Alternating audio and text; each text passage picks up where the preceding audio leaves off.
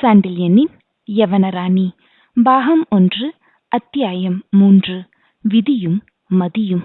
மனக்குழப்பம் என்னவென்பதையே அதுவரை அறியாதவனும் எப்பேற்பட்ட சிக்கலான சூழ்நிலையிலும் புத்தியை மிக தெளிவாக நிறுத்திக் கொண்டு அலுவல் புரியக்கூடிய ஆற்றல் உடையவன் என்று பிரசித்தி பெற்றவனுமான இளஞ்செழியனுடைய நுண்ணறிவு கூட அன்றைய இரவின் 2ஆம் ஜாமத்திற்குள் நிகழ்ந்துவிட்ட விசித்திர சம்பவங்களால் பல பக்கங்களில் இழுத்து அலைக்கழிக்கப்பட்டு சற்று அலங்கோலப்பட்டு நின்றதால் யவன வீரன் திகிலுக்கோ வாயிற்கதவு தட்டப்பட்டதற்கும் கடலிலிருந்து கொண்டு வரப்பட்ட யவன அழகிக்கும் ஏதோ பெருத்த சம்பந்தம் இருப்பது போல் அந்த வீரன் நடுங்கிய நடுக்கத்திற்கோ சரியான காரணத்தை கற்பிக்க முடியாமல் தன் விழிகளை உயரத் தூக்கியவன் வீரன் முகத்தை சில வினாடிகள் ஆராய்ந்து விட்டு, ஹிப்பலாஸ், நீ இந்த சோழ மண்டலத்துக்கு வந்து எத்தனை நாளாயிற்று என்று வினவினான்.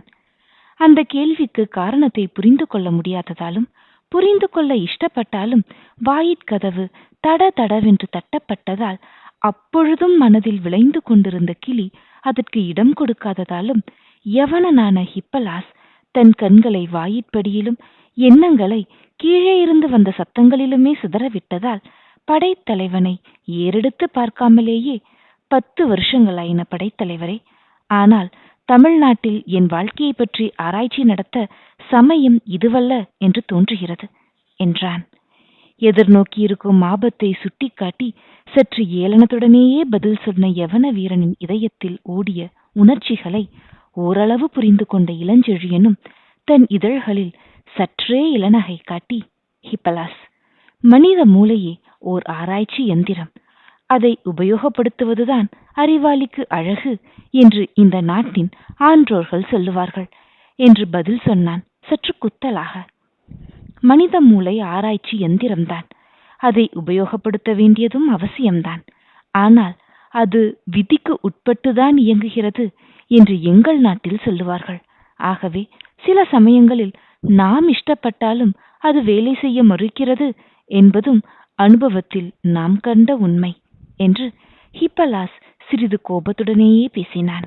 யவனர்கள் வசிக்கும் மேற்கத்திய நாட்டுக்கும் கீழ்த்திசையில் இருக்கும் தமிழ்நாட்டுக்கும் பெரும் வித்தியாசம் இருக்கிறது ஹிப்பலாஸ் என்றான் இளஞ்செழியன். என்ன வித்தியாசம் என்று கேட்டான் ஹிப்பலாஸ். கோபத்தால் நிலை குலைந்த யவன வீரன் உக்கிரத்தை உச்சிக்கு கொண்டு போக இஷ்டப்பட்டவன் போல் அடுத்த கேள்வியை வீசத் தொடங்கிய இளஞ்செழியன், சூரியன் எந்த திசையில் உதிக்கிறான் என்று ஏதோ பெரிய ஆராய்ச்சியை நடத்துபவன் போல் வினவினான். கீழ்த்திசையில் என்றான் ஹிப்பலாஸ். எங்கு அஸ்தமிக்கிறான் என கேட்டான் இளஞ்செழியன். மேற்கு திக்கில் என பதிலுரைத்தான் ஹிப்பலாஸ். அறிவும் அப்படித்தான் ஹிப்பலாஸ், கீழ்த்திசையில் உற்பத்தியாகிறது. அது அஸ்தமிப்பது மேற்கு திக்கில். ஆதவனுக்கும் அறிவுக்கும் நிறைய சம்பந்தம் இருக்கிறது. அதனால்தான் அறிவுக்கு ஒளியையும் அறியாமைக்கு இருளையும் எங்கள் நாட்டவர் ஒப்பிட்டிருக்கிறார்கள். சூரியனைப் போல் ஒளியைப் போல் அறிவும் கிழக்கு நாடுகளில் உற்பத்தியாகி மேற்கு நாடுகளில் அஸ்தமிக்கிறது. இப்பொழுது புரிகிறதா என கேட்டான் இளஞ்செழியன். புரிகிறது படைத்தலைவரே. தங்கள் நாட்டு நுண்ணறிவுக்கும் இப்பொழுதுள்ள நிலைமைக்கும் என்ன சம்பந்தம் என்பதுதான் புரியவில்லை என்றான் ஹிப்பலாஸ். சம்பந்தம் இருக்கிறது ஹிப்பலாஸ். அறிவு விதிக்கு கட்டுப்பட்டது என்று சொன்னாயல்லவா என கேட்டான் இளஞ்செழியன். ஆம், எங்கள் நாட்டில் அப்படித்தான் சொல்வார்கள் என்றான் ஹிப்பலாஸ். தமிழ்நாட்டில் அதை ஒப்புக்கொள்வதில்லை என கூறினான் இளஞ்செழியன். அப்படியா என கேட்டான் ஹிப்பலாஸ். ஆமாம், விதி எத்தனை வலியதாயிருந்தாலும் அதை மதியால் வெல்ல முடியும் என்பதும் தமிழர் வழக்கு. அறிவுக்கு எதையும் அடிமைப்படுத்த கிழக்கத்திய நாடுகள், அதுவும் முக்கியமாக தமிழ்நாடு, என்றும் இஷ்டப்பட்டதில்லை. ஆண்டவன் ஒருவனுக்கு அடுத்தபடியாக அறிவுக்கு தான் இடமளித்திருக்கிறார்கள். அறிவினால் எந்த விதியையும் சமாளிக்கலாம் ஹிப்பலாஸ். அறிவு தெளிவாகவும் மிக சுறுசுறுப்பாகவும் இருக்கும் வரையில் ஆபத்தில்லை என்றான் இளஞ்செழியன். யவன வீரன் ஏதோ சொல்ல வாயெடுத்தான். இந்த அனாவசியமான சம்பாஷணையின் காரணமாக காலதாமதம் ஏற்படவே கீழே மீண்டும் பலமாக இடிக்கப்பட்ட பெரும் கதவு அந்த மாளிகை பூராவும் பரவவிட்ட பயங்கர ஒலி அவன் வாயை அடைத்துவிட்டது. கதவை சீக்கிரம் திற, இல்லையேல் கதவு உடைக்கப்படும் என்ற ஆத்திர குரல் மீண்டும் எழுந்ததைக் கண்ட ஹிப்பலாஸ், இந்த ஆபத்தை சமாளிக்க அறிவுரை கூறுங்கள் படைத்தலைவரே. வாசற்கதவை திறக்கட்டுமா, இல்லை வந்திருக்கிற விருந்தாளிகளே கதவை உடைத்துக்கொண்டு உள்ளே வரட்டுமா? தமிழ்நாட்டில் பழக்கம் எப்படியோ என்று விசாரித்தான். வாயிலில் வந்திருக்கிறது ஆபத்து என்று ஏன் நினைக்கிறாய் என்று கேட்டான் இளஞ்செழியன். அவர்கள் குரல் இருக்கிற மாதிரியிலிருந்தும் கதவை தட்டும் முறையிலிருந்தும் வந்திருப்பவர்கள் நமக்கு மாலை சூட்ட வரவில்லை என்பது இந்த மேல்நாட்டான் ஊகம். ஆனால் ஆதவனுதிக்கும் நாட்டை சேர்ந்த படைத்தலைவர் ஊகம் எப்படியோ என்று இளஞ்செழியனையே மடக்கினான் அந்த யவனன். யவனனுடைய நகைச்சுவையை கண்ட இளஞ்செழியன் மெல்ல நகைத்து, ஹிப்பலாஸ், சோழ நாட்டில் பழகி பழகி இடக்காக பேச கற்றுக்கொண்டு விட்டாய். வீரனாயிருப்பவன் ஆபத்தில் இருக்க வேண்டிய நிலையே இதுதான். நகைச்சுவை இதய இருளை அகற்றுகிறது, அதனால் புத்தியும் சுறுசுறுப்பாக வேலை செய்கிறது என்று ஹிப்பலாஸை பாராட்டிவிட்டு, ஹிப்பலாஸ், பயப்படாதே. மாடியின் வெளித்தாழ்வாரத்துக்கு போய் வந்திருக்கும் வீரர்கள் யாரென்று விசாரி. யாராயிருந்தாலும் அவர்கள் இந்த பெண்ணை தேடி வர நியாயமே இல்லை. இவள் கடற்கரையில் ஒதுக்கப்படுவாள் என்பதை யாரும் ஊகிக்க முடியாது. அப்படியே அலைகளால் ஒதுக்கப்பட்ட அடையாளம் ஏதாவது கிடைத்திருந்தாலும் அந்த பெண் இங்குதான் இருப்பாள் என்பதை கண்டுபிடிக்க முடியாது. இவளை நான் எச்சரிக்கையாக திட்டிவாசல் வழியாக எடுத்து வந்திருக்கிறேன். ஆகவே பதற்றமில்லாமல் நிதானமாக நடந்து கொள். கதவை திற, ஆனால் கூடியவரை தாமதப்படுத்து என்றான். படைத்தலைவனின் மனப்போக்கை புரிந்து கொண்டு நடப்பதில் மிக நிபுணன் என்று பூம்புகார் முழுவதிலும் பெயர் பெற்ற ஹிப்பலாசும் இளஞ்செழியனின் சொற்களை நன்றாக மனதில் வாங்கிக் கொண்டு உள்ள நிலைமையை சமாளிக்க தான் நடக்க வேண்டிய முறையையும் தீர்மானித்துக் கொண்டு மாளிகையின் வெளித்தாழ்வாரத்துக்காக சென்று தலையை வெளியே நீட்டி, யார் நள்ளிரவில் கதவை இடிப்பது என்று அதட்டினான். மேலிருந்து யாரோ குரல் கொடுப்பதை கேட்டு வாயிலில் குழுமியிருந்த 4-5 வீரர்களில் ஒருவன் அண்ணாந்து பார்த்து, கோட்டை காவலர் தலைவர் வந்திருக்கிறார் என்று கீழிருந்து பலமாக கூறினான். தூரத்தே கேட்டுக்கொண்டிருந்த யவன மங்கையர் நடன கூச்சலையும் அதற்காக வாசிக்கப்பட்ட இசைக்கருவிகளின் இன்ப ஒலியையும் மாசுபடுத்த வந்த அபஸ்வரம் போல் ஊடுருவிய அந்த சொற்களை கேட்ட ஹிப்பலாஸ் உள்ளூர சற்று கலங்கினாலும் அதை வெளிக்கு காட்டாமலே, காவலர் தலைவருக்கு இந்த நள்ளிரவில் இங்கென்ன வேலை என்று வினவினான். அவசர காரியம் என்று கிடைத்தது பதில். என்ன காரியம் இது என்று வினவினான் ஹிப்பலாஸ். உன்னிடம் சொல்ல முடியாது ஹிப்பலாஸ், உங்கள் படைத்தலைவரை நேரில் பார்க்க வேண்டும் என மீண்டும் கூறினான் வீரன். இப்பொழுது முடியாது என பதிலுரைத்தான் ஹிப்பலாஸ். ஏன்? வந்தது கேள்வி.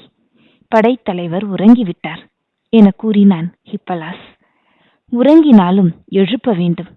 இந்த முறை கீழிருந்து வந்தது பழைய குரலாயில்லாமல் அதிகாரம் கலந்த மிக பயங்கரமான வேறு குரலாயிருக்கவே தலையை நன்றாக வெளியில் நீட்டி யாரென்று கவனித்த ஹிப்பலாஸ் வீதி விளக்கின் வெளிச்சம் பேசியவன் முகத்தில் அடிக்கவே, அடடே, தாங்களா? இதை ஏன் அவன் முன்பே சொல்லவில்லை என்று ஏதோ திகிட்பட்டவன் போல் பாசாங்கு செய்து முதலில் பேசியவனை தன் கையால் சுட்டி காட்டினான். அதுவரை கீழ்கட்டின் முகப்பில் நின்று கதவை தட்டி தட்டி அழுத்து போய் கதவு திறக்காதது மட்டுமல்லாமல் மேலிருந்து வந்த அனாவசிய கேள்விகளையும் அதனால் ஏற்பட்ட தாமதத்தையும் பொறுக்காமல் தெருவுக்கு வந்த கோட்டை காவலர் தலைவன் மாளிகை மாடி மீதிருந்த ஹிப்பலாஸை நோக்கி, இப்பொழுது யாரென்று தெரிந்து விட்டதல்லவா, சீக்கிரம் கதவை திற என்று அதட்டினான். இதோ ஒரு வினாடி, வந்துவிட்டேன் என்று சுறுசுறுப்பை பேச்சில் காட்டினாலும் நடையில் காட்டாத யவனன் மீண்டும் மாடி தாழ்வாரத்தை அடுத்திருந்த படைத்தலைவரின் அறைக்குள் நிதானமாக வந்து, படைத்தலைவரே, வந்திருப்பவன் கோட்டை காவலர் தலைவன். அதட்டல் பலமாயிருக்கிறது, கதவை திறக்கட்டுமா என்று கேட்டான். கண்டிப்பாக திறக்க வேண்டும் ஹிப்பலாஸ். பூம்புகாரின் கோட்டை காவலர் தலைவருக்கு கதவை திறக்க முடியாது என்று சொல்ல சோழ மண்டலத்தில் யாருக்கு அதிகாரம் இருக்கிறது? ஆனால் என்று கூறிவிட்டு வாசகத்தை முடிக்காமல் ஏதோ இழுத்தான் இளஞ்செழியன். ஆனால் ஏதும் புரியாமல் விழித்த யவனனின் புருவங்கள் கேள்வி கேட்கும் தோரணையில் சற்றே உயர்ந்தன. நமது மாளிகை கதவு மிக பெரிது என்றான் இளஞ்செழியன். ஆமாம், சேர நாட்டு வைர மரத்தால் செய்யப்பட்டது என்று கூட பாடினான் யவனன். அதை திறப்பது அவ்வளவு சுலபமல்ல என கூறினான் இளஞ்செழியன். மிகவும் கஷ்டம் என உரைத்தான் ஹிப்பலாஸ். தவிர என இழுத்தான் இளஞ்செழியன். தவிர என கேட்டான் ஹிப்பலாஸ். தாழ்பாள்கள் இரும்பினால் செய்யப்பட்டவை என எடுத்து கூறினான் இளஞ்செழியன். நல்ல வடநாட்டு இரும்பு என கூறினான் ஹிப்பலாஸ். செய்து நாட்களாயின என கூறினான் இளஞ்செழியன். எத்தனையோ வருஷங்கள் என எடுத்து கூறினான் ஹிப்பலாஸ். இந்த மாளிகையில் உன்னையும் என்னையும் தவிர என இழுத்தான் இளஞ்செழியன். வேறாட்கள் ஏது என கேட்டான் ஹிப்பலாஸ். ஆகவே தாழ்பால் கவனிக்காமல் துருப்பிடித்து கிடக்கும் என கூறினான் இளஞ்செழியன். ஆமாம், திறப்பதும் பெரும் கஷ்டம் என கூறினான் ஹிப்பலாஸ். இளஞ்செழியனுக்கு அடுத்தபடி அவன் படைகளை நடத்தும் பொறுப்புள்ள யவனனான ஹிப்பலாசுக்கும் இளஞ்செழியனுக்கும் இத்துடன் சம்பாஷணை சற்று நின்றாலும் ஒருவரையொருவர் நன்றாக புரிந்து கொண்டதால் மேற்கொண்டு நடக்க வேண்டிய காரியத்தை கவனிக்க யவனனான ஹிப்பலாஸ் கீழே செல்ல ஓரடி எடுத்து வைத்தான். ஹிப்பலாஸ் என்று அழைத்து மீண்டும் அவனை தடுத்த இளஞ்செழியன், நான் உறங்கி நீண்ட நேரமாகிறது.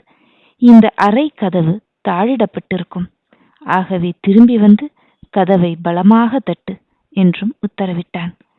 இளஞ்செழியனின் எண்ணத்தை சந்தேகமற புரிந்து கொண்ட யவனனான ஹிப்பலாஸ் மிக நிதானமாக மாடிப்படிகளில் இறங்கி சென்று கதவுக்கருகில் வந்து தாழ்பால்களை அசைப்பது போலும் தாழ்பால் தொல்லை கொடுப்பது போலும் பாசாங்கு செய்து போதிய வரையில் நேரத்தை ஓட்டிவிட்டு கடைசியாக கதவை திறந்து ஏதோ அசாத்தியமான காரியத்தை சாதித்து விட்டவன் போல் பெருமூச்சு விட்டுக்கொண்டே, காவலர் தலைவர் மன்னிக்க வேண்டும், கவனிப்பாரில்லாமல் தாழ்பால் துருப்பிடித்து இறுகி கிடக்கிறது என்று கோட்டை தலைவனை வணங்கி மிகவும் மரியாதையான குரலில் பேசினான். ஹிப்பலாசின் வணக்கத்தையோ மரியாதையையோ சிறிதும் லட்சியம் செய்யாத கோட்டை காவலர் தலைவன் கதவு திறக்க பெரும் தாமதம் ஏற்பட்டதன் விளைவாக கோபம் தலைக்கேறி இருந்ததால், தலை போகிற நிகழ்ச்சி நேர்ந்திருக்கிறது, கதவை திறக்க உனக்கு ஜாமம் ஒன்றாகிறது என்று கடிந்து கொண்டதன்றி, எங்கே உன் தலைவர் என்று அதட்டலான குரலில் கேட்டான். இறையாதீர்கள், தலைவர் விழித்துக் கொண்டால் கோபிப்பார் என்று ஹிப்பலாஸ் எச்சரிக்கை செய்தான். கோட்டை தலைவன் கண்கள் நெருப்பு பொறிகளை கக்கின. தூங்குகிறாரா? எப்பொழுது படுத்தார் ஹிப்பலாஸ்? எத்தனை வினாடிகள் இருக்கும் என்று கோபத்தால் துடித்த உதடுகளிலிருந்து சுடு சொற்களையும் உத்தரவிட்ட கோட்டை தலைவன் மேற்கொண்டு நேரத்தை வீணாக்க இஷ்டப்படாமல் ஹிப்பலாஸை முன்னால் செல்ல உத்தரவிட்டு அவனை தொடர்ந்து தன் வீரர்களுடன் மாடிப்படிகளில் ஏறி சென்றான். அப்பொழுதும் சிறிது தாமதப்படுத்த இஷ்டப்பட்ட ஹிப்பலாஸ், பந்தம் பிடித்திருக்கும் வீரன் வேண்டுமானால் முன்னால் செல்லலாமே, வெளிச்சம் நன்றாக தெரியும், தங்களுக்கு படியேறவும் சௌகரியமாயிருக்கும் என்று மீண்டும் பேச ஆரம்பிக்கவே, அவசியமில்லை, உள்ள வெளிச்சம் போதும், பந்தம் பிடிப்பவன் பின்னால் வரட்டும் என்று பேச்சை பட்டென்று அறுத்த கோட்டை தலைவன் கையில் உருவி பிடித்திருந்த தன் கத்தி முனையால் ஹிப்பலாஸை தட்டி நட என்று கட்டளையிட்டான். ஹிப்பலாஸ் அதற்கும் அசையாமல் தாமதமாகவே படிகளில் ஏறி கோட்டை தலைவனையும் இதர காவலர்களையும் அழைத்துக் கொண்டு படைத்தலைவன் அறைக்கு வந்து சேர்ந்து, பிரபு பிரபு, சற்று கதவை திறங்கள் என்று கூப்பிட்டு கதவை லேசாக இருமுறை தட்டினான். அதற்கு பதில் ஏதும் வராது போகவே, நான் என்ன சொன்னேன்? படைத்தலைவர் நன்றாக தூங்குகிறார், கோபித்தால் நீங்கள்தான் பொறுப்பாளி என்று கோட்டை தலைவன் மேல் பழியை போடுவது போல சொல்லிவிட்டு, பிரபு, மிகவும் அவசரம், கதவை திறவுங்கள் என்று இரண்டாம் முறை சற்று பலமாகவே அரை கதவை இடிக்கவே, உள்ளே படைத்தலைவன் மஞ்சத்திலிருந்து எழுந்திருக்கும் சப்தமும் மஞ்சம் லேசாக அசையும் ஒளியும் கேட்டன. அவற்றை தொடர்ந்து சில வினாடிகளில் திறக்கப்பட்ட கதவுக்கருகில் கையில் அப்பொழுதே ஏற்றப்பட்ட விளக்குடன் காட்சியளித்த இளஞ்செழியன் சற்றே கலைந்திருந்த தன் ஆடைகளை சரி செய்து கொண்டு, ஹிப்பலாஸ், எதற்காக என்னை எழுப்பினாய்? 2 ஜாமங்கள் முடிந்து விட்டன, தெரியவில்லையா உனக்கு என்று சீற்றத்துடன் வினவினான். எனக்கு தெரிகிறது படைத்தலைவரே, ஆனால் இவர்களுக்கு தெரியவில்லை என்று கூறி சற்று நகர்ந்து பின்னால் நின்றிருந்த கோட்டை தலைவனையும் இதர காவல் வீரர்களையும் சுட்டிக்காட்டினான் ஹிப்பலாஸ். அவர்களை அப்பொழுதுதான் பார்த்தவன் போல் நடித்த சோழர் படை தலைவன், அடடா, கோட்டை தலைவரா, மன்னிக்க வேண்டும், வாருங்கள், உள்ளே வாருங்கள் என்று அழைத்து அறை கதவுகளை நன்றாக திறந்து, ஹிப்பலாஸ், தலைவர் உட்கார மஞ்சம் ஒன்று கொண்டு வந்து போடு என்று உத்தரவும் விடுத்தானானாலும் அறையின் நிலையை கவனித்த ஹிப்பலாஸ் மட்டும் அந்த உத்தரவை நிறைவேற்ற திராணி சிறிதும் இல்லாமல் கல்லாய் சமைந்து நின்றான். அறை முழுவதும் கவசங்களும் படை களங்களும் சிதறி அல்லோல கல்லோலப்பட்டு கிடந்ததையும் அந்த நிலைக்கு சிகரம் வைத்தது போல் அறையில் படைத்தலைவன் மஞ்சத்தில் கிடத்திய யவன பேரழகி சுவடு தெரியாமல் அடியோடு மறைந்து விட்டதையும் படைத்தலைவன் மஞ்சத்திற்கு கீழே சில ஓலை சுவடிகள் மட்டும் கிடப்பதையும் கண்ட ஹிப்பலாஸ், போர்க்கவசங்கள் ஏன் இப்படி கிடக்கின்றன? இதென்ன ஓலை சுவடிகள்? மாடியில் இருப்பது இது ஒரே அறை, மற்ற இடங்கள் வெளி தல்வாரங்கள். அப்படியானால் அவள் என்ன ஆனாள் என்று பலவாறாக யோசித்து விடையேதும் காணாமல் குழம்பி போய் எதிரே இருந்த படைத்தலைவனை நோக்கி மிரள மிரள விழித்தான். ஹிப்பலாசை தொடர்ந்து மிக மூர்க்கத்தனமாக உள்ளே நுழைந்த கோட்டை தலைவனும் மிகுந்த சந்தேகத்துடன் அறையை தன் கண்களால் துழாவி விட்டு பிறகு ஹிப்பலாசை போலவே பெரும் குழப்பமடைந்தவனாய், மஞ்சம் ஏதும் தேவையில்லை படைத்தலைவரே, அந்த பெண் எங்கே என்று வினவினான். பெண்ணா என்று ஏதும் புரியாதவன் போல கேட்டான் இளஞ்செழியன். ஆம், நீங்கள் தூக்கி வந்த பெண், எங்கே அவள் என கேட்டான் தலைவன். நல்ல கேள்விகள் கோட்டை தலைவரே. இளஞ்செழியன் நடத்தைக்கு மாசு கற்பிக்க துணிந்த முதல் வீரர் தாங்கள்தான் என கூறினான் இளஞ்செழியன். தங்கள் நடத்தைக்கு மாசு யார் கற்பித்தார்கள் என கேட்டான் கோட்டை காவலர் தலைவன். பின் எதற்காக என் அறையில் பெண்ணை தேடிக்கொண்டு வருகிறீர்கள் என கேட்டான் இளஞ்செழியன். தவறாக அர்த்தம் செய்து கொண்டிருக்கிறீர்கள் படைத்தலைவரே. இந்த பெண் அப்படிப்பட்ட பெண் அல்ல, சாதாரண பெண் அல்ல என கூறினார் கோட்டை காவலர் தலைவன். கற்பு கரசியாக்கும் என கேட்டான் இளஞ்செழியன். அதல்ல விஷயம் என கூறினான் கோட்டை காவலர் தலைவன். இருக்க முடியாது, இருக்க முடியாது. எப்பொழுது இரவில் மணமாகாத ஆண்மகன் அறையில் அவளை தேடுகிறீர்களோ அவள் கற்புக்கரசியாக இருக்க முடியாது. ஆனால் யாராயிருந்தாலும் பெண்ணுக்கு இங்கென்ன வேலை என கேட்டான் இளஞ்செழியன். அதை பற்றி எனக்கு தெரியாது. ஆனால் ஒரு பெண்ணை நீங்கள் தூக்கி வந்திருக்கிறீர்கள், இது மட்டும் தெரியும் என கூறினான் கோட்டை காவலர் தலைவன். நானா என கேட்டான் இளஞ்செழியன். ஆம், திட்டிவாசல் வீரர்கள் பார்த்திருக்கிறார்கள் என கூறினான் கோட்டை காவலர் தலைவன். சாட்சி கூட இருக்கிறதா என கேட்டான் இளஞ்செழியன். இருக்கிறது என கூறினான் கோட்டை காவலர் தலைவன். நான் பெண்ணை தூக்கி வந்திருப்பதாக தங்கள் வீரர்கள் கூறுகிறார்கள் என கேட்டான் இளஞ்செழியன். ஆம் என பதில் உரைத்தான் கோட்டை காவலர் தலைவன். நேரில் பார்த்திருக்கிறார்கள் என கேட்டான் இளஞ்செழியன். ஆம் என கூறினான் கோட்டை காவலர் தலைவன். சரி, புரிந்துவிட்டது என கூறினான் இளஞ்செழியன். என்ன புரிந்துவிட்டது என கேட்டான் கோட்டை காவலர் தலைவன். வீரர்கள் அளவுக்கு மீறி குடித்திருக்கிறார்கள். கோட்டை தலைவர் காவற்காரர்களையாவது குடி விஷயத்தில் கட்டுப்பாடு செய்தால் ஆள் மாறாட்டம் இருக்காது. மது அருந்துவதில் மிதம் வேண்டும் கோட்டை தலைவரே. இதை காவலாளிகளுக்கு இனியாவது சொல்லி வையுங்கள் என்று கூறிய இளஞ்செழியன் மெல்ல மஞ்சத்தில் சாய்ந்தான். அறையை சுற்றி மீண்டும் ஒருமுறை கண்களை சுழலவிட்ட கோட்டை தலைவன் அங்கு எந்த பெண்ணையும் காணாததால் வெளித்தாழ்வாரங்களையும் ஒருமுறை சோதித்துவிட்டு, இளஞ்செழியன் கூறுவதும் ஒருவேளை உண்மையாயிருக்கக்கூடும், வீரர்கள் குடித்து ஏன் உளறியிருக்கக்கூடாது என்ற சந்தேகம் மெல்ல தலை காட்டவே அறையை விட்டு வெளியேற காலெடுத்து வைத்தவன் சட்டென்று நின்றான்.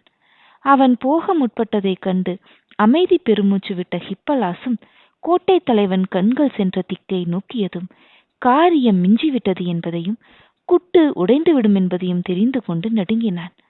கோட்டை தலைவன் கண்கள் சென்ற திக்கில் அறையின் ஒரு மூலையில் யவன பேரழகியின் இடது கை ஆபரணம் சிறகு விரித்து பறந்த அன்னப்பறவை விழுந்து கிடந்தது. அதை நோக்கிய இளஞ்செழியன் கண்களில் மட்டும் எந்தவித உணர்ச்சியும் இல்லாமல் இருந்தாலும் விளக்கொளியில் அந்த அன்னப்பறவையின் சிறகில் இருந்த வைரங்கள் ஜொலித்து சிரிப்பன போலவும், உன் வாழ்வையே எரித்து விடுகிறேன் என்று பறவையின் கண்களில் பதிக்கப் பெற்றிருந்த இரு பெரும் சிவப்பு கற்கள் நெருப்பை கக்குவன போலும் ஹிப்பலாசுக்கு தோன்றியதால், மேல்நாட்டு விதி கீழ்நாட்டு மதியை வென்றுவிட்டது என்று முடிவுக்கு வந்தவனாய், அடுத்து நேரிடவிருந்த நிகழ்ச்சிகளை சமாளிக்க ஆயத்தமாகி இடையில் இருந்த கத்தியில் கையை வைத்தான். கை அவன் கத்தியை அணுக முடியவில்லை. கண்ணிமைக்கும் நேரத்தில் காவலரின் இரு ஈட்டிகள் அவன் கழுத்துக்கருகில் மெல்ல ஊர்ந்தது. அந்த ஈட்டிகளை விட கூர்மையான குரலில், படைத்தலைவனையும் சிறை செய்யுங்கள் என்று இறைந்து உத்தரவிட்டான் கோட்டை தலைவன்.